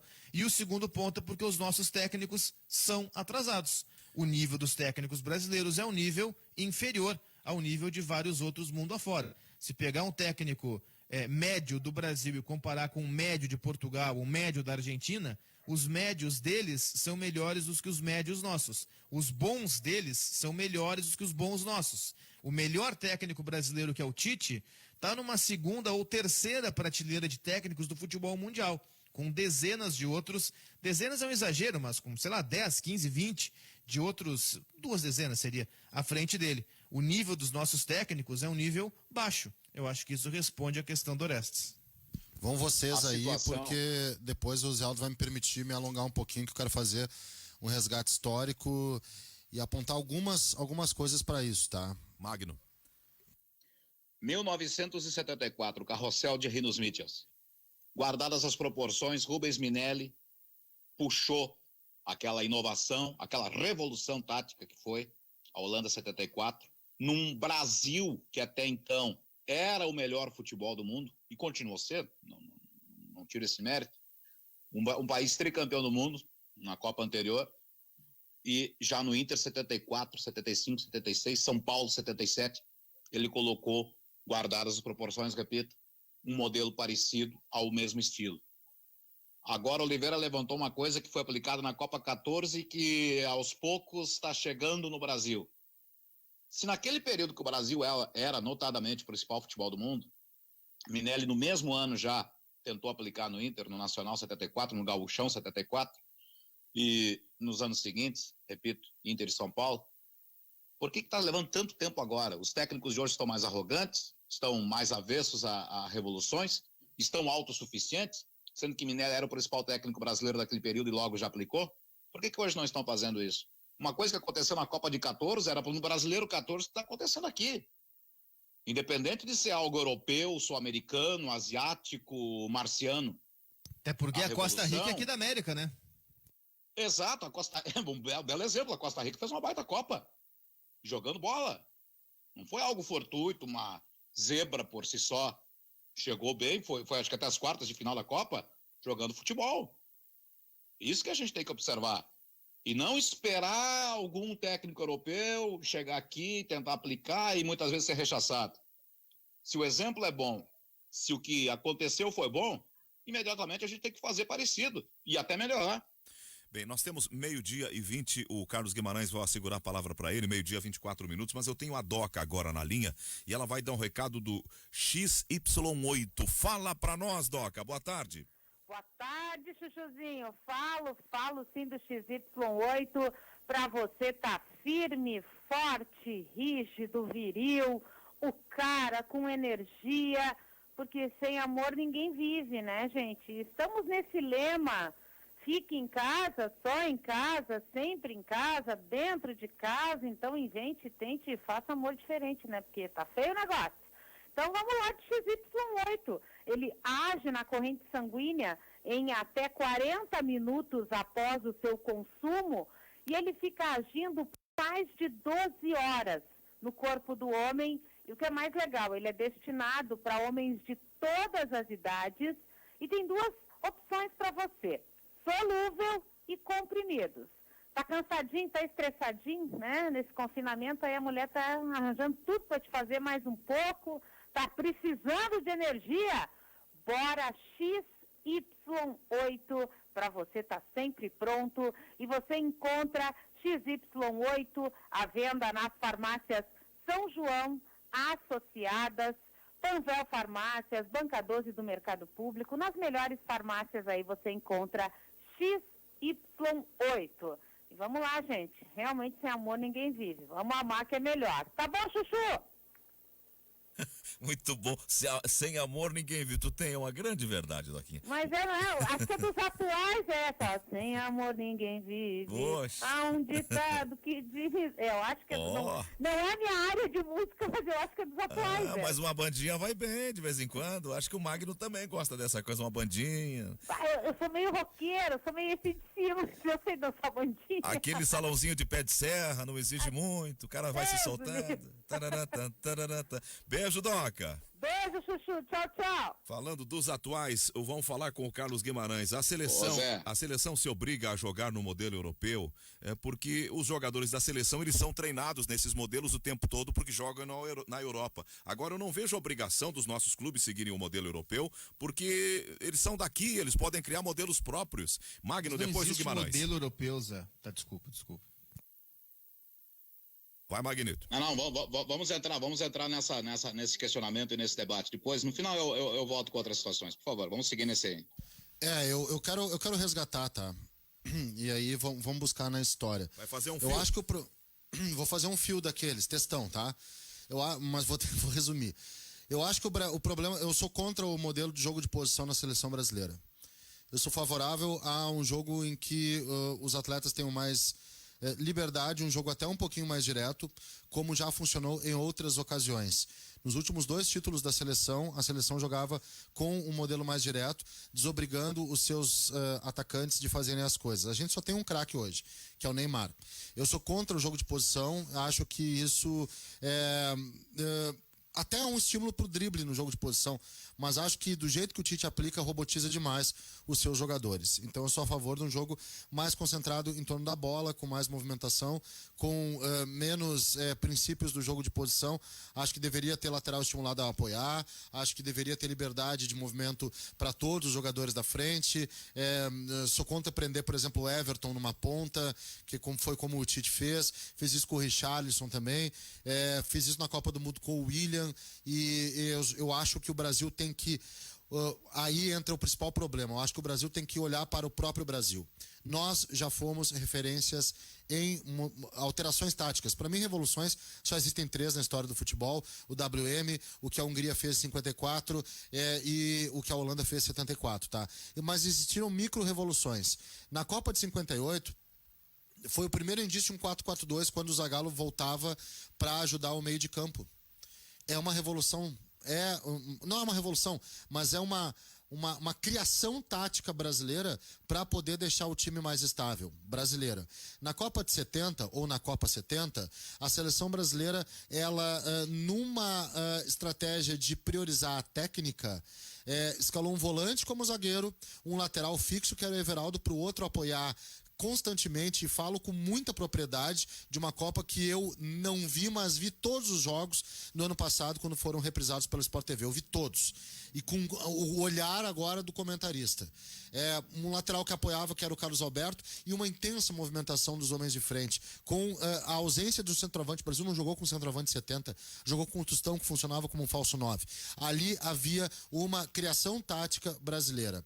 Em 82, a seleção brasileira tentou repetir o procedimento de 70, mas de uma forma a se descuidar atrás, de uma forma um pouco mais artística e irresponsável. 2 laterais fechando diagonal ao mesmo tempo, sem volante fixo, e isso fez com que a seleção não defendesse tão bem. Em 94, a seleção brasileira também tem uma criação tática, na medida em que o Parreira entendeu: olha só, vou deixar os caras da frente livres, muito apoio dos laterais, vou fixar um cara como terceiro zagueiro, ao contrário da bagunça de 90, que era o Mauro Silva, e o Dunga vai ser uma espécie de arco para ter o lançamento. Também era uma criação tática, da mesma forma que em 2002, o Brasil, de forma quase original, fechou atrás para liberar juntos os 2 laterais, Cafu e Roberto Carlos, com os 3 jogadores na frente. Eu estou dizendo o seguinte, que a gente já teve sim cabeça para inventar coisas no futebol. Já tivemos invenções. E isso tudo se convencionou a chamar de futebol brasileiro. O futebol brasileiro, ele é sim uma escola. É a escola do drible, é a escola do craque não tendo que ter outra obrigação a não ser a obrigação de fazer a diferença, de criar, com esquemas montados para isso. em que o craque ele tinha muito mais a prioridade técnica do que tática. Essa é a escola brasileira. O futebol atual, ele tem a seguinte língua: a tática ela vai ser o fio condutor para que a técnica ela seja potencializada. Mas, do jeito que a gente faz, apenas importando modelos, eu creio que isso esteja também retirando um pouco da criatividade dos jogadores. Vamos pegar então o passado recente. Qual o melhor time que o Brasil teve nos últimos tempos? Flamengo do Jorge Jesus. O que o Jorge Jesus fez foi dar prioridade para a parte técnica, especialmente lá no final, com Gabigol, Bruno Henrique, De Arrascaeta e Everton Ribeiro. Esses 4 jogadores, eles foram pensados para executar a parte técnica acima de uma parte tática que obviamente existia, mas existia como uma espécie de organização para que a parte técnica fosse preponderante. Então, dentro disso, eu acho que falta ao Brasil resgatar aquilo que o próprio Brasil já fez. Nós somos técnicos, nós temos que estimular a nossa parte técnica. Então, eu acho que os treinadores brasileiros, a gente passa por um período de crise nessa safra, tá? Para mim, os treinadores brasileiros passam por uma crise, é uma safra com crise, e aí a alternativa do Tite é importar. Eu acho que o Tite tinha capacidade suficiente para fazer coisas que ele já fez. Vou dar alguns exemplos. Inter 2008, / 2009 até ele sair. Grêmio 2001. Seleção brasileira 2016 e 2017 até o fatídico jogo contra a Inglaterra. Aquele jogo muda a cabeça do Tite. E sim, Corinthians 15, que era o time que tinha lá o Renato Augusto no meio de campo, ditando o ritmo. Acho que era Renato Augusto ou Rodriguinho naquele time, com diferenças em relação a um outro trabalho, que é um trabalho do futebol reativo do Tite. O Tite é um cara de repertório. Ele já ganhou sendo reativo. O Corinthians 2012 era um time reativo, fechava muito bem atrás para escapar em contra-ataque. Ele já ganhou de uma forma propositiva funcional, que eram os times dele, do Inter e do Grêmio, por exemplo, e já ganhou com modelos que tinham um indício de posicional, que era o Corinthians 2015. Era repertório, só que eu acho que ele tem que resgatar essa essência. O modelo posicional da seleção deixa a seleção com um jogo bem chato. Esse é o meu pensamento, Zé. Eu acho que a gente passa por uma crise de treinadores e falta ao futebol brasileiro olhar para a própria história com um asterisco. Talvez só o Tite consiga, dentro do futebol brasileiro, recuperar isso. Eu não vejo capacidade nos outros treinadores. Boa observação do Carlos Guimarães. Nós temos agora 12h34, a gente vai fazer um intervalo e depois nós retomamos o debate. Eu estava acompanhando o Guimarães e ele falava e eu pensava, em realidade o Brasil sempre foi menos preocupado com criar um modelo e mais preocupado em ganhar. E o mundo também cobrava que o Brasil jogasse bonito e ganhasse. Nem tanto. O Brasil sempre teve preocupação artística. Quando o Brasil teve preocupação artística, que eu digo de colocar um futebol, de colocar um futebol bonito para se ver. Em 1938 já começa isso. Em 1950 o Brasil tem a preocupação de botar um time não só para ganhar, mas um time para jogar bonito. Perde para o Uruguai numa circunstância própria aquele jogo, mas o Brasil joga bonito naquela Copa do Mundo. É uma excelente Copa do Zizinho, uma excelente Copa do Ademir Menezes e do Jair da Rosa Pinto, que eram os principais jogadores do meio para frente. Em 58 existe uma preocupação, sim, tanto que o Brasil começa com um time e termina com outro porque passou a jogar melhor com aquele time. Em 70 o Brasil sim tinha a preocupação de ganhar, mas também era uma preocupação de fazer espetáculo. 82 então nem se fala, em todas as Copas. Eu acho que o modelo competitivo surge em 94. Ali sim, o Brasil se preocupa com a vitória e não em jogar tão bonito assim.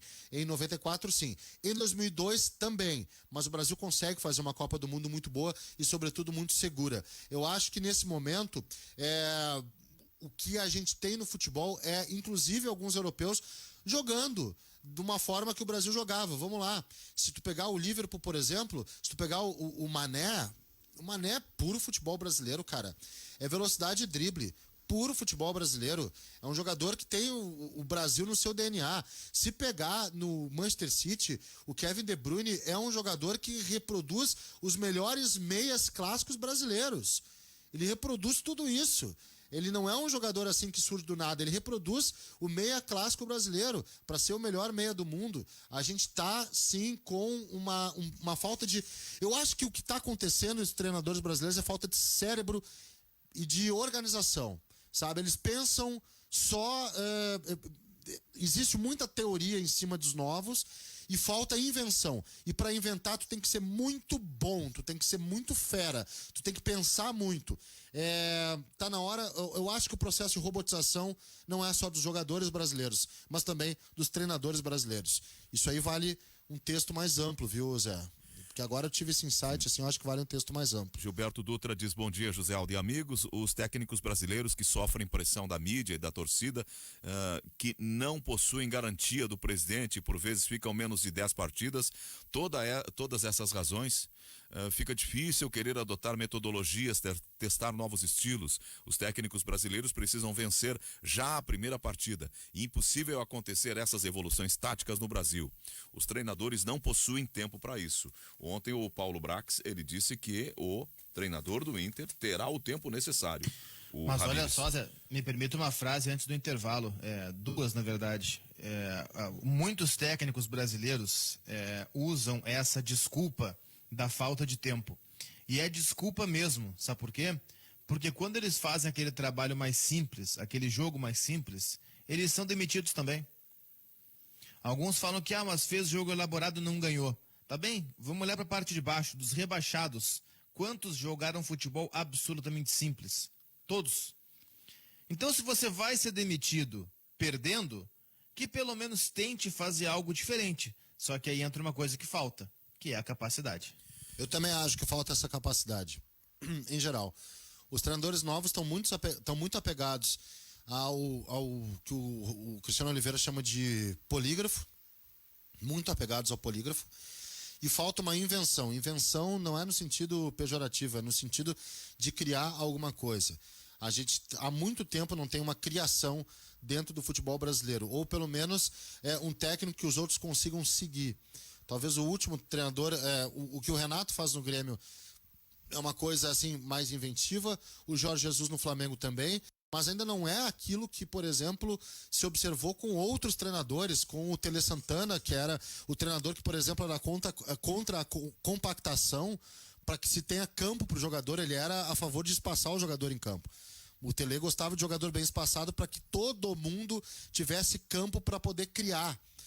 É curioso isso. Ou mesmo um treinador como o Tite, que lá em 2001 fez um time muito envolvente, o time do Grêmio, ou como o Luxemburgo, que transforma um Corinthians sem volante, a primeira experiência de um time, depois de muito tempo no Brasil, que tinha um Vampeta, que era meio lateral direito na Holanda, e que era um volante do meio para frente, e o Rincon, que era um meia ofensivo, e ele abria o meio de campo assim, prioridade para técnica. Então acho que isso tá em falta hoje. Mesmo o 3-5-2 do Muricy era uma pequena invenção ali, vai lá, acho que tá em falta, sabe? Rogério Ceni fez isso, foi campeão brasileiro. Pois é. Arão na zaga, abriu o meio campo com Diego e Gerson. É claro, ele fez isso com muita qualidade. Mas Sim. ele pensou fora da casinha. Ele pensou Exato. fora da caixa. Eu valorizo técnicos, Zé Aldo, que consigam pensar fora da caixinha. Técnicos que olhem pros demais, pros adversários, pensem, se todo mundo faz dessa forma, o que é mais cômodo? Eu fazer dessa forma também. Mas o que é mais legal? É eu pensar fora e fazer uma coisa diferente deles. Deixa eu pensar diferente aqui. É isso que falta aos técnicos brasileiros. E a análise sempre recai sobre o resultado. Eu vou dar um exemplo, porque gosto desse assunto, viu? Vou dar um exemplo, tá? A opinião pública brasileira passou a considerar o Marcelo Oliveira um grande treinador pelo bicampeonato do Cruzeiro, que é um campeonato estranho, eu não sei como aquele modelo de jogo ganhou. Vai lá, ganhou. Mas era uma das coisas mais rudimentares, que era um jogo de primeira bola, que era um jogo de busca por bola parada para desvio, para rebote. Era um jogo basicamente que se desenhava através do rebote e através de aproveitamento de erro do adversário.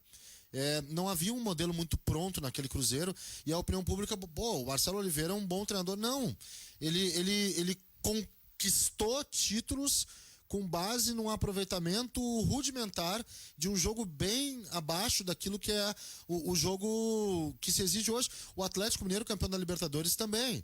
Eu tô falando de times vencedores que conquistaram aquilo por certas circunstâncias em competições específicas. E a gente tem que analisar isso. É justo que a gente analisa isso. Mesmo o Corinthians 17 do Carille, jogo profundamente identificável. Muito cuidado defensivo e contra-ataque. Mérito no cuidado defensivo, sim. Armava bem seu time. Mas em termos de invenção, em termos de pensamento, em termos de criatividade, a gente tá atrás.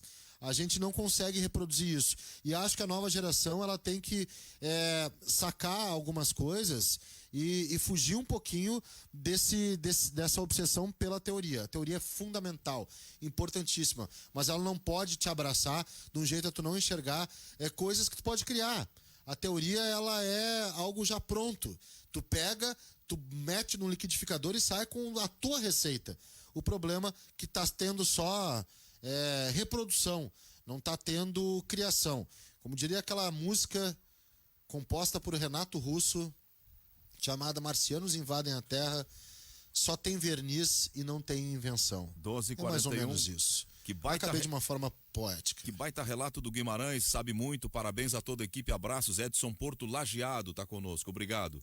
Esse outro é o Marcelo do Jardim Botânico, boa tarde pessoal, desculpe, mas não falta apenas capacidade dos treinadores, falta também dirigentes que apoiem e queiram dar oportunidades para novos treinadores.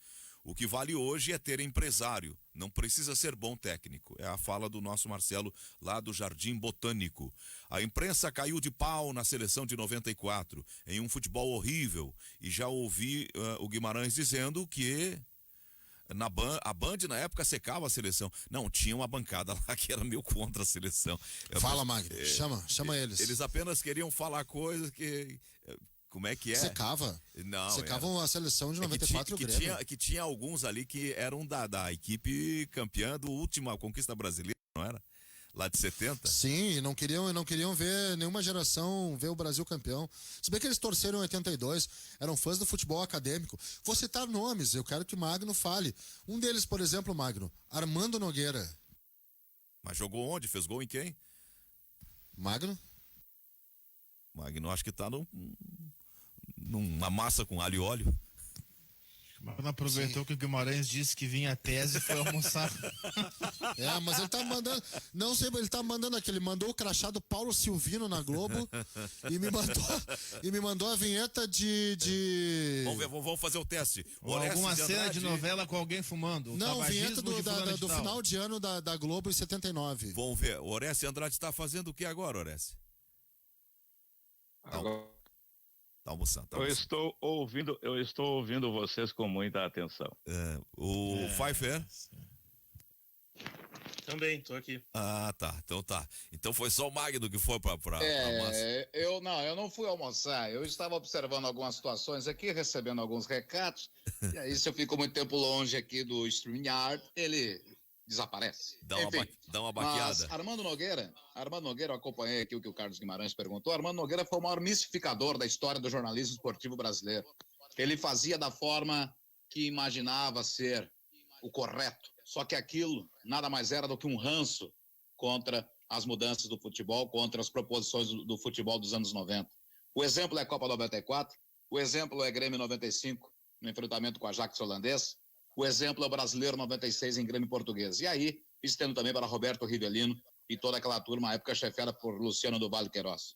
Diversos mistificadores. Isso que disse o Magno é interessante, cara. Parece que ele está descrevendo a imprensa esportiva de hoje. Tem muita gente que não consegue acompanhar as mudanças do futebol e acham que é como se fazia 30 anos atrás. Não, mas eles defendiam, eles eram românticos. Exatamente. Eles defendiam o futebol do Tri, né? Eles defendiam um futebol vencedor. Sim, mas aí tudo bem. Eu concordo que tem que se defender um futebol romântico, bonito, vistoso. Mas ele evolui. E as pessoas também têm de evoluir e buscar aprender novos métodos. Aquele futebol bonito, vistoso, não funcionaria 20 anos depois, e muito menos 40 anos depois. É como aquele cara que olha o Caio Vidal e pensa, se fosse Valdomiro, hein, Zé? Não, mas olha só. O cara olha o Zé Gabriel errar um passe e pensa, mas o Figueroa não erraria esse passe. Mas o Canalhas, vamos lá. Toda geração tem um lado conservador. Nós ouvimos aqui há poucos dias um jovem de 30 anos, Magno, o nosso comentarista Cristiano Oliveira, dizendo que sente saudades daquele estilo antigo de entrar em campo, os jogadores correndo, saltando 3 pulinhos, Tonhão com o cabelo molhado, mullets, ele sente falta daquilo. Não, Cada um de nós mas isso aí independe da evolução do futebol. Não disse isso, não falei de mullets nem de cabelo lambido, falei que sinto saudade dos jogadores entrando em campo correndo. E o time da casa entrava naquele pique, a torcida aplaudia, o foguetório, o narrador dizia, entra em campo. Aí entrava o visitante, aquela vaia ensurdecedora, aquela coisa. E aí tinha o visitante, às vezes, para tentar ser malandro, ficava ali na boca do túnel esperando o mandante entrar, para entrar junto e não tomar aquela vaia. Os times mais jovens faziam isso, para a garotada não ficar nervosa e tal. Sentia falta disso. Só que tudo isso que a gente está falando da imprensa não se atualizar, não tem absolutamente nada a ver com ser conservador ou não. Tem a ver, eu vou usar uma palavra forte, cara, tem a ver até com caráter. Tu secar uma seleção, tu secar um time para comprovar tua tese, não. Eu tenho saudade quando o Belmonte dizia ali na boca do túnel, dando um tapinha nas costas, na bunda do jogador. Aí vai o Internacional, isso é coisa... Ele não falava pro Grêmio isso também? Eu sei que tu sente essa saudade. Do Grêmio também, aí vai o Tricolor. Eu sei que tu sente essa saudade, Orestes. Magno. Eu sei que tu sente porque... Sacanagem. Eu sei que tu sente. Recebi uma contribuição aqui, cara, do Luciano Vargas, popular Pepão. Ele mandou o seguinte: só não pode acontecer que nem aquele narrador que disse que o Argel ia ser o novo Figueroa. É verdade. Mas eu queria dizer que no meio disso tudo, meu caro Orestes de Andrade, segundo a tese do Zé Aldo, os dois colegas da imprensa mais conservadores são o Léo Jorge e o Guerrinha, pois não só apenas tem saudade dos mullets, como ainda os ostentam. Ainda possuem mullets, Léo Jorge e Guerrinha. E o Mazzaropi não comenta jogo pra rádio do Grêmio? E o Mazzaropi. Grande Mazza. Mazzaropi, Léo Jorge e Guerrinha são os conservadores, pois ainda da imprensa gaúcha. 3 tabagistas, é verdade. E os 3 pulinhos para entrar em campo, era obrigatório aquilo. Bom, vamos pro intervalo, nós estamos com 20 minutos de atraso. Zé. Ah, sim, o Magno quer dizer uma frase. Vai, Magno, rapidinho. Não, eu também sinto saudade dos carros com motor de 6 e 8 cilindros, só que não dá mais, né? É uma outra época, outra situação. E quanto ao grande Paulo Silvino, esse sim, um homem à frente do seu tempo. Na vinheta de final de ano da TV Globo, em 79, já fazia ilações quanto a sexo na vinheta. Um espetáculo. Um homem à frente do seu tempo, desafio da ditadura daquele período. A gasolina tá demais. Acho que eu vou comprar um HRL. Vamos voltar, vamos pro intervalo. Acho que nem existe mais. Motor elétrico, bateria, sei lá o quê, porque tá difícil, Orestes. Quando vez que eu abasteço, cara, me dá uma tristeza. Eu vou comprar um roller. Vamos pro intervalo. Bicicleta rapidinho. É ruim, vou comprar um roller. Já voltamos. Estamos agora com o programa na reta final, já chegamos ao 12:54. E nesse encerramento de programa, eu não sei se alguém tem alguma coisa a dizer ainda, senão fala, Guimarães. Um pitaquinho de 1 minuto só, tá? Porque apareceu aqui pra mim na minha timeline aqui, o assédio a um jogador chamado Jefté, que é lateral esquerdo do Fluminense. E aí veio o termo jogador da geração dos sonhos. Eu nunca tinha ouvido esse termo. Tem assédio, renovar o contrato, vão dar uma baita de uma multa pro menino e tal. Aí eu fui pesquisar, estão chamando isso de geração dos sonhos. Aí comecei a ver, assim, a gente pode estar diante de um fenômeno no futebol brasileiro, tá? A gente já viu alguns jogadores como Calegari, Matheus Martinelli, Luiz Henrique, Miguel, Marcos Paulo. Tem mais jogador aí. A gente está diante de uma geração... Oi? Fluminense? Isso. Martinelli, o Kennedy. Falei Kennedy, A gente pode estar diante de um futuro fenômeno aí no futebol brasileiro, que é a volta do Fluminense a ser grande através da base. consideram a maior geração, desde não sei quando, do Fluminense. A gente pode estar diante de uma geração. Pedro, talvez tenha sido o mais velho dessa geração, Pedro, Nino, os mais velhos, mas uma geração assim que é a geração de 2001 a 2004 do Fluminense, que chega com um potencial muito bom. A geração do Pedro é a mesma do Gerson, eles partem assim da mesma idade. Mas essa geração nova de 2001 a 2004 do Fluminense pode ser uma geração diferente. A geração anterior já tinha Gerson, Pedro, Wendel, que está hoje jogando na Europa, tem mais jogador nela também. Mas a gente está diante de uma geração diferente, tá? Era só isso que eu queria pontuar, porque é um trabalho muito sério que o Fluminense está fazendo na base, sem dinheiro para contratar grande jogador no profissional, vai para a base para poder formar jogadores e vem uma fornada interessante de jogadores no Fluminense. Xerém não tem só Zeca Pagodinho, tem a base do Fluminense também, dando resultado. O Márcio Moura me lembra do Kaique e do Metinho. Estão nessa matéria também, assim como o lateral esquerdo. Agora me falhou o nome diferente. Teve o nome de repartição pública, aquele, Carlos, ano passado, que não é o Calegari. Tem o Calegari, né? Não, mas Mascarenhas outro. Que saiu. Mascarenhas. Uma época o time do Fluminense... A base do Fluminense é uma das melhores do Brasil, viu? É uma das melhores do Brasil. Sim. Vem com muita força. Muito interessante a matéria que eu li a respeito do trabalho que é feito na base do Fluminense. Uma época o Fluminense tinha o Mascarenhas, tinha o Nogueira e tinha o Calazans no mesmo time. Mascarenhas, Nogueira e Calazans. Tem um que já é mais veterano, que é o Frazan. Também. Era a base do Pode ser que o Roger dê certo lá, né? Ele já ganhou do Flamengo no final de semana. Tomara, viu? Tomara. Dos grandes o que o Fluminense não começou tão bem o campeonato, né? Não começou tão bem esse campeonato, começou perdendo bastante, toma 3 da Portuguesa da Ilha do Governador. Bom, temos que encerrar. Aqui ficamos com o nosso Ganhando o Jogo pela Guaíba. Vem na sequência a Fernanda Bagatini com as notícias do correspondente Guaíba e na sequência o Júlio Ribeiro com o Boa Tarde Brasil. Obrigado ao Rafael Pfeiffer, ao Carlos Guimarães, o Luiz Magno, o Orestes de Andrade e o Cristiano Oliveira. Até amanhã, tchau!